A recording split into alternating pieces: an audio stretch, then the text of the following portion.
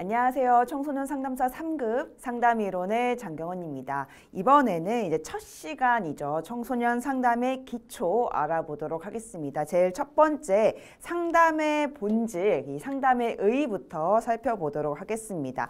우리가 상담의 일반적인 정의를 한번 교재를 통해서 살펴보면 좋겠는데요. 동그라미 1번에 상담은 올바른 적응을 위해 조력을 필요로 하는 내담자와 조력자로서 전문적 훈련을 받은 상담자 간의 직접적인 면접을 통해 이루어지는 전인적 학습 과정이다 라고 나와져 있습니다. 우선 정말 중요한 것은 이제 앞으로 설명을 다시 드리기는 하겠지만 상담에는 세 가지의 구성 요소가 있어요. 먼저 첫 번째는 이제 상담사가 필요하겠죠. 상담사가 필요하고, 두 번째 이제 내담자, 그리고 이들의 상호 이제 관계가 되겠습니다. 자, 앞으로도 계속 설명드리기는 하겠지만 우리가 이 상담사라고 하는 것은 내담자와의 일반적인 친교 관계가 아니라 더욱더 전문적인 관계다라고 생각하시면 될 것 같아요. 그래서 그냥 우리 타인을 도우려고 하는 마음, 이 마음만 가지고는 상담을 진행할 수가 없기 때문에 이 상담사는 이제 자질이라는 것이 필요하고, 또한 이 자질에도 인간적인 자질과 그리고 이제 전문적인 자질이 필요하겠다. 그래서 이런 전문적인 자질은 전문적인 훈련을 받은 사람이어야만이 가능하다라고 생각하시면 되겠습니다. 매우 중요한 내용입니다. 자, 교재 다시 보도록 할게요. 자, 동그라미 2번, 상담은 심리학적인 기술과 도구를 사용하는 것에 그치는 것이 아니라 한 개인 혹은 집단의 가치, 사회 환경, 현실 문제 등을 폭넓게 다루는 실천적인 학문이다 라고 보시면 돼요. 그냥 당면한 문제뿐만이 아니라 이 사람이 앞으로 어떻게 하면 삶의 질을 높일 수 있을까, 이러한 문제들이 다시 당면하지 않기 위해서 또는 당면했을 때 다시 또 극복하기 위한 이러한 다양한 관점에서 상담이 이루어진다라고 보시면 되겠습니다. 자, 그 아래 도움을 필요로 하는 사람에게 전문적인 지식과 기능을 가지고 내담자 자신과 환경에 대한 이해를 증진시키며 합리적이고 현실적이며 효율적인 행동 양식을 증진시키거나 의사결정을 내릴 수 있도록 원조하는 활동이다. 그러니까 삶의 전반적인 것들을 다 다루게 되다 보니까 단순 상담을 넘어서 우리가 뭐 교육적인 부분 또는 치료적인 부분들로도 같이 접근할 수가 있고, 더욱이나 청소년 상담 같은 경우에는 상담을 넘어서 우리가 이제 교육을 시켜야 하는 경우들도 매우 많다라고 보시면 되겠습니다. 자, 그 아래 자, 상담은 조력하는 과정이다. 내가 상담사가 직접 알려주거나 아니면 직접 행하거나 라고 하는 것은 조력이 아니라 컨설턴트 역할이 하는 거잖아요. 상담사가 하는 일들은 이 뭔가를 직접 나서서 해주는 것이 아니라 그들을 좀 촉진하고 조력하는 역할을 하는 것이다. 그리고 상담관계 매우 중요해요. 일반적인 대인관계, 친교 관계가 아니에요. 우리가 일반적인 대인관계와는 매우 다른 관계임을 잘 기억해 두셔야 되겠습니다. 자, 그 아래 상담에 대한 학자들의 다양한 정의들이 나와져 있는데요. 뭐 이런 정의들을 연결하는 문제가 나오는 것은 아니기 때문에 가볍게 한번 읽어보시면 좋겠습니다. 그리고 이제 조금 전에 제가 간단하게 상담의 구성 요소 세 가지 말씀드렸습니다. 상담자, 그리고 내담자, 그리고 상담 관계, 이렇게 세 가지 말씀드렸는데요. 교재를 통해서 한 번 더 정리할게요. 자, 상담자는 전문 자격을 갖추고 상담에 도움을 주는 사람으로서 자신의 의견을 주장하거나 내담자를 평가하지 않도록 주의해야 되는 부분입니다. 자, 그 아래 내담자는 상담을 받는 사람, 그러니까 상담 대상을 말하는 건데요. 우리가 일반적으로는 일반 상담사들을 만나다 보면은 자발적으로 상담사를 찾아오는 경우도 많이 있지만 청소년 상담 같은 경우에는 자발적으로 찾아오는 경우보다는 또는 학부모나 아니면 선생님에 의해서 좀 비자발적으로 우리가 상담에 참여하는 경우가 훨씬 더 많습니다. 자, 그러나 아무리 비자발적으로 상담을 하러 왔다고 하더라도 우리 상담사는 이 내담자가 자발적으로 참여할 수 있도록 계속 라포 형성을 해 주셔야 되겠습니다. 자, 교재 볼게요. 동그라미 2번. 자발적인 신청자뿐만 아니라 학부모, 담임 선생님, 교과 선생님의 의뢰 및 추천에 의해서도 선정이 된다. 그 아래 의뢰 및 추천에 의해서 선정된 경우에도 학생들이 자발적 그리고 적극적으로 참여할 수 있도록 우리는 독려해 주셔야 되겠습니다. 자, 가장 밑에 상담 관계 보겠습니다. 자, 도움을 받는 사람과 도움을 주는 사람, 즉 내담자와 상담자의 관계를 말하는데 조금 전에 정의에서도 간단하게 말씀드렸다 치면 우리가 친교적이거나 일반 대인 관계를 넘어서는 그런 상담 관계다라고 생각하시면 되겠습니다. 자, 양가로 2번에 이제 상담의 기능 4가지가 나와져 있어요. 이제 종종 출제되는 문제인데 크게 어렵지는 않아요. 먼저 교육 그리고 발달적인 기능 역할을 하고 있습니다. 상담은 내담자가 바람직한 방향으로 성장할 수 있도록 교육하고 발달적으로 도움을 줘야 되는 부분이다. 두 번째, 진단 및 예방적 기능.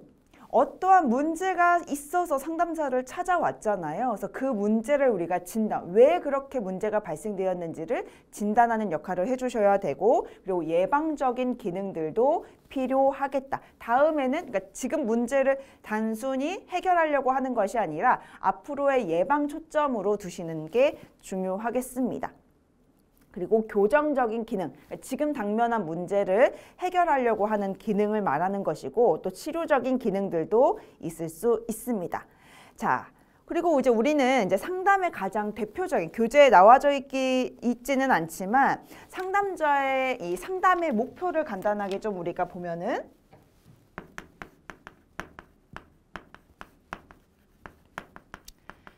이제 상담의 목표에는 이제 먼저 문제 해결을 해야 되겠죠. 내담자의 문제 해결이 이루어져야 되고, 또한 환경에 적응할 수, 우리가 변화하는 환경 그리고 문화적인 환경 등에 적응할 수 있도록 도와주셔야 되겠고요. 그리고 발달 그리고 효율성 이제 높아주는 역할을 해야 되고요. 계속 기능에서도 말씀드렸지만 예방적인 문제를 당면한 문제를 해결하는 걸 넘어서서 예방적인 측면들도 접근을 해 주셔야 되겠습니다. 이런 식으로도 뭐 상담의 기능은 무엇인지 또는 상담의 목표가 무엇인지 이렇게 시험 문제에 나올 수가 있겠죠. 잘 기억해 두시면 좋겠습니다. 자, 그 다음 장 볼게요. 상담자의 자질과 태도의 역할 나와져 있는데, 자, 제일 먼저 상담자의 자질 보겠습니다. 지금 기출문제가 계속 나와져 있어요. 매우 중요합니다. 제가 이제 청소년 상담의 기초 부분에서 항상 강조하는 부분이 이제 상담자의 자질인데, 제가 정의할 때도 말씀드렸지만 우리가 상담이라고 하는 것은 타인을 돕고자 하는 마음만 가지고는 상담을 진행할 수가 없고요. 인간에 대한 자질, 인간적인 자질, 그리고 또 전문가적인 자질들도 갖춰야 된다. 뭐 전문가적인 자질은 뭐 기술적인 부분에서 접근을 할 때 전문적인 그런 전문가적인 자질이 필요하겠지만, 또 사실 우리 내담자들이 상담자에게 많이 의존하고 있기 때문에 이런 인간적인 면모에서도 좀 자질이 이제 좀 좋아야 된다, 그러니까 돋보여야 된다라는 말씀드립니다. 자, 그러면 간단하게 몇 가지 살펴보도록 할게요. 자, 첫 번째 동그라미 보시면 문제와 인간에 대한 이해, 그러니까 당면한 문제가 무엇인지를 이해하려고 하는 것, 그리고 인간 자체에 대한 이해가 필요하겠고요. 그리고 인간에 대한 호기심을 가지고 있어야만이 내담자가 왜 그런 문제가 발생됐을지 적절한 질문들 그리고 고민들을 같이 할 수 있게 되는 겁니다. 자, 그 아래 인간관계 및 경험에서 개방적, 수용적인 자세 등이 필요할 것 같고요. 그 아래 쭉 보시게 되면은 자기에 대한 이해와 수용 및 자기 성찰, 능력, 태도 이러한 것들도 중요한데, 사실 우리가 앞으로 계속 기술을 살펴보겠지만 전이 현상들은 내담자가 가지고 가지고 있는 경험들이 상담자에게 노출되는 것을 우리는 전이다라고 이야기를 하는데 이 역전 현상도 반영이 될 수가 있거든요. 이 역전이라고 하는 건 뭐냐면 내가 상담을 하다 보니까 자꾸 과거의 나의 경험들이 내담자에게 자꾸 투영되는 부분들을 우리는 역전이라고 합니다. 근데 이 역전이라고 하는 건 당연히 발생될 수밖에 없는 것인데 그것을 잘 알아차리는 게 되게 중요해요. 그래서 자기 성찰을 할 수 있는 능력이나 태도들이 매우 중요하겠다라고 생각이 듭니다. 그리고 자신과 타인의 감정 인식 및 수용하는 능력, 그 아래 타인에 대한 열린 마음, 그 밑에 삶에 대한 진지함과 변화에 대한 용기, 신뢰, 건전한 동기 등등이 매우 중요하겠습니다. 이런 인간적인 자질을 하나하나 자세하게 외울 필요는 없지만 한번 쭉 읽어보고 이해를 좀 하는데 포커싱을 두시면 좋을 것 같고요. 그 옆에 이제 전문가적인 자질 같은 경우에는 우리가 기술적인 측면에 접근할 때 필요한 내용들입니다. 먼저 전문가적인 소양, 객관적인 평가 능력 등을 갖춰야 되겠고요. 그리고 사람을 다루는 일이다 보니까 심리학적인 지식들도 갖춰야 되겠고 또 사회가 변화하고 또 시대가 변화하다 보니까 그 시대에 맞는 또 인간상이 나올 수도 있고 또 시대의 흐름을 알고 있어야만이 내담자가 가지고 있는 문제가 무엇인지를 우리가 알아차릴 수가 있는 것입니다. 그렇기 때문에 우리가 사회학이나 문화 인류학적인 지식들도 갖추고 있어야 되고요. 쭉 아래 보시게 되면은 다문화적 차이에 대한 이해와 민감성, 특히나 요즘 들어서 이제 청소년들에게는 우리나라 친구들뿐만 아니라 이런 다문화 가정의 친구들도 많이 늘어나고 있고 점점 늘어나고 있는 거거든요. 그렇기 때문에 청소년 상담사 분들도 이 다문화 가정의 아이들을 만나는 경우가 훨씬 더 많습니다. 그러다 보니까 다문화적인 차이에 대한 이해와 이에 대한 민감성 등이 매우 중요하겠습니다. 그 아래 심리검사라든지 진단분류 체계에 대한 이해, 우리가 진단을 할 때는 그냥 상담사가 대화를 통해서 이 사람을 진단을 하는 경우도 있기야 하겠지만 우리가 심리검사를 진행하는 경우도 있거든요. 그래서 이러한 거에 대한 전문적인 지식들을 갖추고 있어야 되겠습니다. 쭉 내려다 보면은 상담자의 태도 보도록 할게요. 공감적인 이해, 존중, 따뜻한 태도, 솔직한 태도, 구체성을 지니는 태도, 직면, 유머의 사용, 적극적이고 지시적인 태도, 피드백을 통한 점검 등이 나와져 있는데 1번, 2번, 3번, 4번, 5번 같은 경우에는 크게 여러분들 이해하시는데 어려움 없으실 것 같아요. 한번 읽어보시면 되는데 우리가 이제 중요하게 봐야 될 건 뭐냐면 8번 잠깐 볼게요.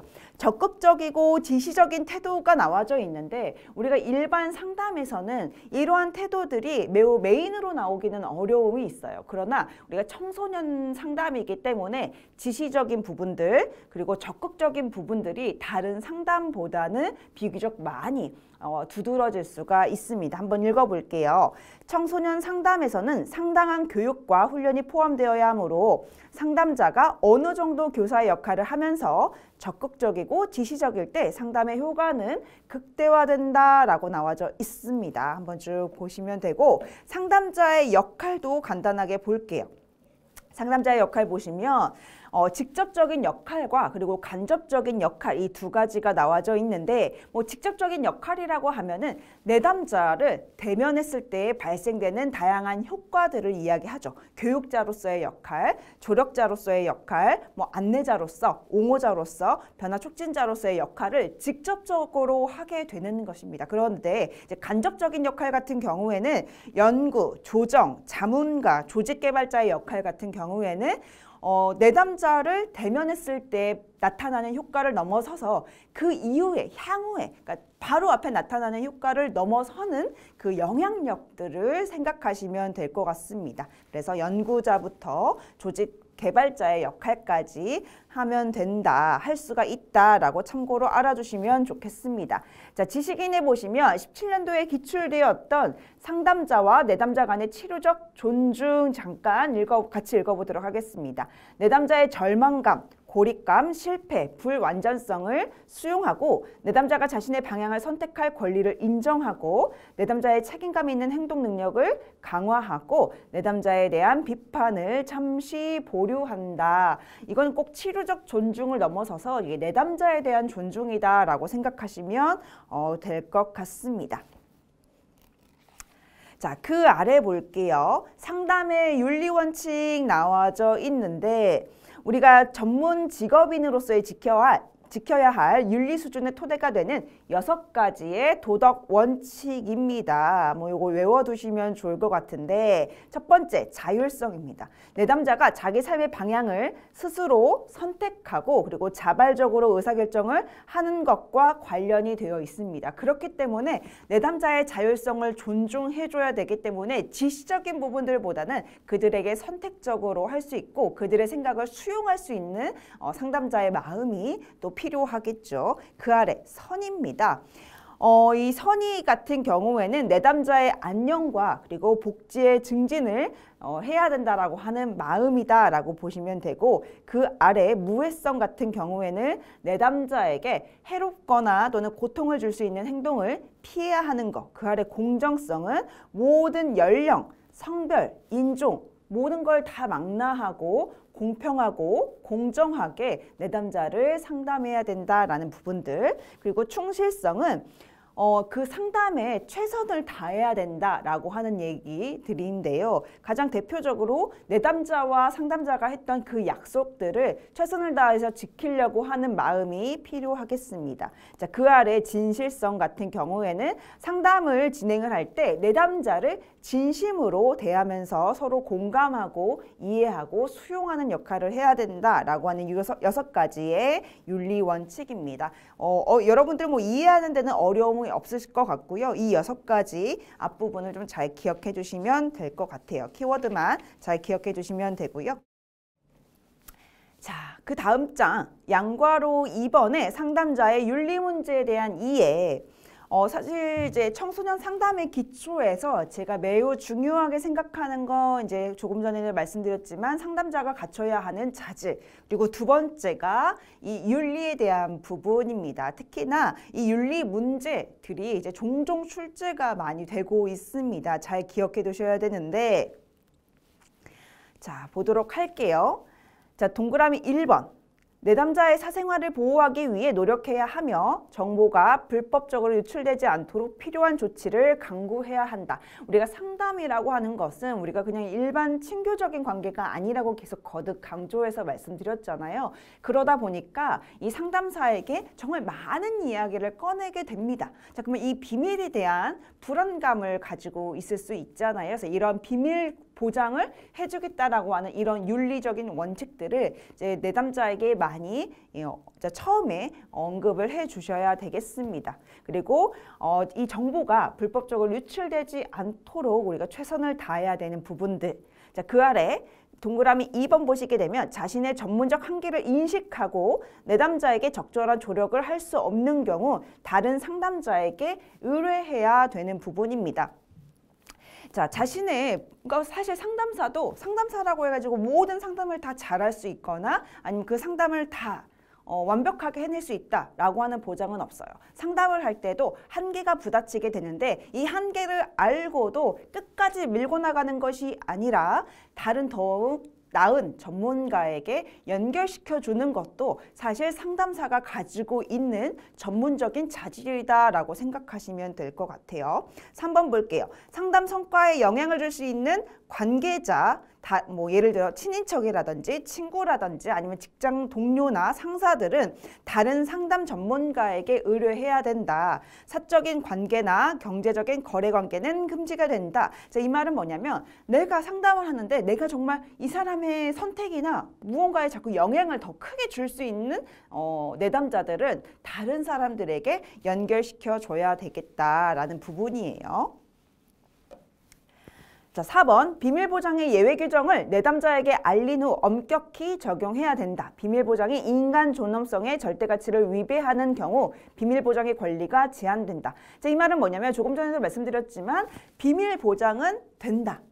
그건 처음에 말씀을 잘 해주셔야 돼요. 그러나 우리가 인간 존엄성, 뭔가 살해가 일어날 것 같거나 아니면 생명의 위협을 느낀다거나 아니면 뭐 불안하고 뭔가 공포심을 아니면 위협적인 것들을 자꾸 노출이 된다라고 했을 경우에는 비밀 보장의 예외로 우리가 생각해 두셔야 되겠습니다. 자, 그리고 상담 장면의 녹음, 녹화 등은 내담자의 동의를 받은 후에 진행해야 되겠다라고 하는 부분이고요. 그 아래 이제 지식인 보시면 비밀 유지의 상담자의 윤리는 뭐 같은 문제가 계속 같이 나와져 있으니까 한번 쭉 읽어보시면 되고 비밀 유지 증거 거부권을 잠깐 보도록 하겠습니다. 우리가 비밀 유지 증거 거부권 같은 경우에는 자, 상담사가 첫 번째 동그라미 보시게 되면 상담자가 내담자의 사생활을 존중해 주어야 할 의무를 뜻한다. 그러니까 비밀을 보장하고 비밀을 지켜줘야 하는 의무를 우리는 비밀 유지라고 하는데 우리가 법정에 섰을 때 먼저 비밀을 유지하기 위해서는 그 증언을 거부할 권리가 있습니다. 그러나 이건 증언 거부권을 무조건 적용하고 있다라고 단정하기는 어렵고 이 법정에 섰을 때 뭔가 법령의 위협적인 상황이거나 아니면 생명의 위협을 가하거나 또는 법령에 우리가 뭐 재판 법원의 명령으로 인해서 우리가 어쩔 수 없이 언급해야 되는 부분은 이 비밀 보장에서 예외가 될 수가 있다. 그래서 우리가 비밀 유지 증거 거부권이 적용되고 있는가 단정을 짓기는 좀 어렵다. 그래서 이런 시험 문제에 나왔을 경우에는 이런 상황 앞뒤의 맥락들을 좀 보시고 아예 적용이 안 된다라고 보기도 그렇고 또 아예 적용이 된다라고 보기는 어렵기 때문에 이 앞뒤의 맥락을 좀 잘 살펴보고 시험 문제에 나왔을 때 이제 체크하시면 될 것 같습니다. 자, 2번 볼게요. 상담사의 윤리 강령 보도록 하겠습니다. 이제 큰 타이틀로 나와져 있는데요. 중요한 부분들 같이 밑줄 그어가면서 살펴보도록 하겠습니다. 자, 1장 전문적인 태도예요. 동그라미 1번 상담자는 상담에 대한 지식, 실습, 교수, 임상 연구를 통해 전문성을 발달시키기 위해 지속적으로 노력해야 된다. 전문적인 자질을 갖추기 위해서 우리는 최선을 다해야 된다라고 하는 부분이고요. 동그라미 2번 보시면 상담자는 자기 능력 및 기법의 한계를 인식하고 전문적 기준에 위배되는 활동을 하지 않는다. 만약 개인 문제, 능력의 한계 때문에 도움을 주지 못하리라고 판단될 경우에는 내담자에게 동의를 구한 후에 다른 동료 전문가 또는 관련 기관에 의뢰해야 되는 것 또한 전문적인 자질이다라고 보시면 되고요. 자, 오른쪽에 이제 동그라미 3번. 상담자는 자신의 질병 사고 이동 또는 내담자의 질병, 사고 이동, 재정적 한계 등 요인으로 상담을 중단할 경우에는 이에 따른 적절한 조치를 상담사가 직접 취할 필요도 있다. 4번, 상담자는 상담을 종결하는 데 있어서 어떤 이유보다도 우선적으로 내담자의 관점과 요구를 고려해야 된다라고 나와져 있는데 지금 이제 여기서 우리가 잘 살펴보셔야 되는 게 뭐냐면 지금 1번, 2번, 3번, 4번 이 부분이 전문가적인 자질에 대한 내용이다라고 하는 걸 잘 기억해 주시면 좋겠습니다. 자, 양괄호 2번 정보의 보호, 그러니까 개인정보 비밀 유지에 대한 부분이겠죠. 상담자는 동그라미 1번에 상담자는 사생활과 비밀 유지에 대한 내담자의 권리를 최대한 존중해야 할 의무가 있다. 동그라미 2번 상담자는 내담자 또는 내담자의 법정 대리인에게 비밀 보장의 예외와 한계에 대해 설명해야 한다. 3번 내담자는 비밀 보장의 한계를 제외하고는 이제 한계는 앞에 나올 건데 자, 한계를 제외하고는 내담자의 서면 동의 없이는 제3자에게 상담 기록을 공개하거나 전달해서는 안 된다라고 하는 부분이고요. 우리가 비밀 보장의 한계에 대한 부분들이 지금 쭉 나와져 있어요. 기억부터 미음까지 나와져 있는데 이 부분 정말 중요합니다. 뭐 안전에 위협을 가하는 경우, 치명적인 질병이 나타나는 경우 또는 내담자가 학대를 당하고 있다라고 판단되는 경우 내담자가 아동 학대를 하고 있는 경우 또는 법적으로 정보 공개가 요구되는 경우, 그러니까 법원의 명령에 의한 경우겠죠. 이러한 경우를 제외하고는 우리가 증언을 거부할 수가 있겠습니다. 자, 양괄호 3번 내담자의 복지 보도록 하겠습니다. 우리가 상담의 윤리 원칙에서 이 선의에 해당하는 부분인데요. 동그라미 1번 상담자의 최우선 책임은 내담자의 존엄성을 존중하고 내담자의 복지를 증진시키는 것이다. 그 아래 중간 보시면 전문적인 도움을 주는 것이 어렵다고 판단되면 상담관계를 시작하지 말아야 한다. 동그라미 3번 끝에 보시면 전문가로서의 개인적 욕구 충족을 위해서 내담자를 희생시켜서는 안 된다. 이제 이 말은 뭐냐면 우리가 상담사들 보면은 자신의 역량을 높이기 위해서 상담의 기술을 역량을 높이기 위해서 상담을 진행하는 경우가 있는데 내가 이것을 어려움에 처했음에도 불구하고 그걸 끝까지 경험해보고자 하는 마음 때문에 끝까지 밀고 나가는 경우들이 있을 수도 있어요. 그래서 이러한 개인적인 욕구를 충족하기 위해서 아니면 이 사람이 정말 호기심 어떤 사람인지를 궁금해서 해결할 수 없음에도 불구하고 계속 끝까지 밀고 나가는 이러한 모습들은 이 전문가적인 자질에서도 위배될 뿐만 아니라 내담자의 복지, 안녕들을 우리가 전혀 생각하지 않은 자세라고 보면 되겠습니다. 그래서 내담자를 희생시켜서는 안 되며 내담자의 의존적인 상담관계를 형성하지 않도록 노력해야 된다. 자, 이 희생시켜서는 안 되며 부분과는 좀 다르게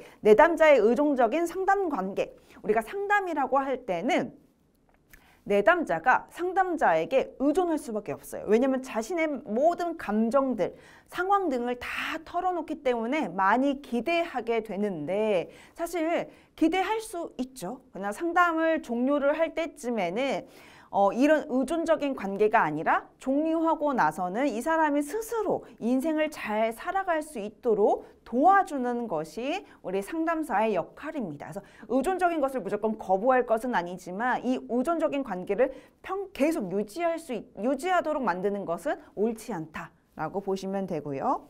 그 아래 4번에 내담자를 차별하지 않는다 끝에 나와져 있고요. 그 아래 5번 상담자는 내담자의 발달 단계와 문화에 적합한 방식으로 정보를 전달하는 부분. 6번 상담자는 자신의 고유한 가치, 태도, 신념, 행위가 사회에서 어떻게 적용되는지를 인식하고 내담자에게 자신의 가치를 강요하지 않는 부분들, 그러니까 내담자의 안녕과 복지를 우리가 생각해야 된다라고 하는 부분이고요.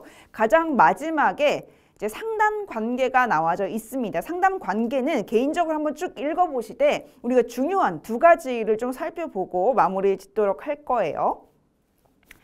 지금 동그라미 2번과 그리고 동그라미 5번이 나와져 있죠. 우리가 이것은 상담 관계에서 비일비재하게 출제되는 꼭 이거 자체뿐만 아니라 보기에서도 자주 언급되는 부분인데 다중관계라고 하는 건 뭐냐면 상담사와 내담자의 관계가 뭐 친인척 관계라든지 아니면 뭐 가족 관계라든지 직장 동료 관계라든지 뭔가 상담자와 내담자의 관계를 넘어서는 또 다른 또 관계가 있는 경우를 우리는 다중관계라고 하는데 웬만해서는 이런 다중관계를 우리는 지양해야 됩니다. 왜냐하면 나의 상담이 너무나 크게 지대하게 영향을 미칠 수 있기 때문이거든요. 그래서 웬만하면은 다중관계를 지향을 해야 되지만 상담자와 내담자가 서로 간에 동의를 했다라고 했을 경우에는 상관없지만 웬만하면 그런 관계를 갖지 않도록 해야 되고요. 5번에 성적 관계를 보시게 되면은 상담자는 내담자 또는 가족들과 성적인 관계를 갖거나 어떤 형태의 친밀한 관계를 갖지 않고 우리가 객관적인 관계를 유지할 수 있도록 노력해야 되는 부분들이 나와져 있습니다. 자, 상담사의 윤리강령의 의 나와져 있는데요. 이거는 뭐 어려운 부분은 아니니까 여러분들이 개인적으로 한번 읽어보시면 좋겠습니다. 자, 우리가 이제 청소년 상담사의 기초 상담의 본질부터 쭉 살펴보았는데 여기에서 제가 이제 강조를 드린다면 우리가 상담의 상담사의 인간적인 자질, 전문적인 자질 부분들 매우 중요하고요. 그리고 상담자의 윤리 문제에 대한 부분들 여러분 좀 집중적으로 살펴보시면 좋겠습니다. 자, 다음 시간에는 이제 청소년 상담의 이론적인 접근, 이제 본격적인 내용들이 시작이 됩니다. 제일 먼저 정신분석 상담 살펴보도록 할 텐데 내용이 비교적 많이 있습니다. 한번 가볍게 살펴보고 만나면 좋겠습니다. 오늘 정말 고생 많으셨습니다. 감사합니다.